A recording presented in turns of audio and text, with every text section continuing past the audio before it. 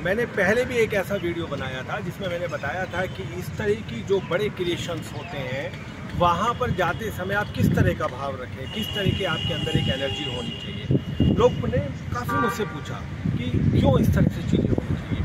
देखिए, रीज़न ये है कि जब इस तरह की आप वास्तु की चीज़ें देखते हैं, आप विधानसभा देखते हैं या बड़े बड़े और संवैधानिक चीज़ें देखते हैं, तो वहाँ पर वास्तु से संबंधित आपको बहुत चीज़ें गड़बड़ भी मिल सकती हैं। इसलिए कई बार ऐसा होता है कि हमें लगता है कि कुछ डिसीजंस जो होने चाहिए थे आपके हक में नहीं हो पा रहे, यानी कि सब लोगों के हक में होनी चाहिए, निष्पक्ष हक में होनी चाहिए, कई बार ऐसे नहीं होते। तो वहाँ आपका काम शुरू होता है, यानी कि आम जनता का काम शुरू होता है कि आप अपनी तरफ से ऐसी ऊर्जाएं फेंकने लग जाएं कि भाई यहाँ पर जो भी चीज़ हो रही हो वो सब एनर्जेटिक तरीके से हो, ऊर्जाओं का आपस में सही समावेश हो और उस तरीके से चीज़ें आगे बढ़ने लग जाएं।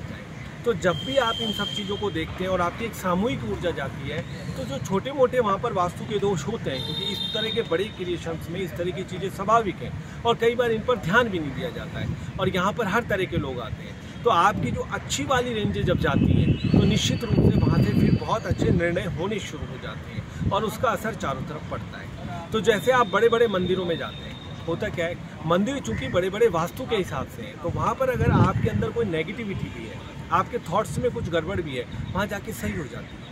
लेकिन यहाँ अलग हिसाब होता है, यहाँ पर हर किसी के अलग अलग इंटरेस्ट होते हैं, कुछ और भी बहुत सारी चीज़ें होती हैं। तो यहाँ पर काम किसका शुरू होता है? आपका और हमारा। क्यों? क्योंकि यहाँ से होने वाले जो भी डिसीजन होते हैं उनका प्रभाव हमारे ऊपर पड़ने लगता है, यानी कि हमारे ऊपर आता है।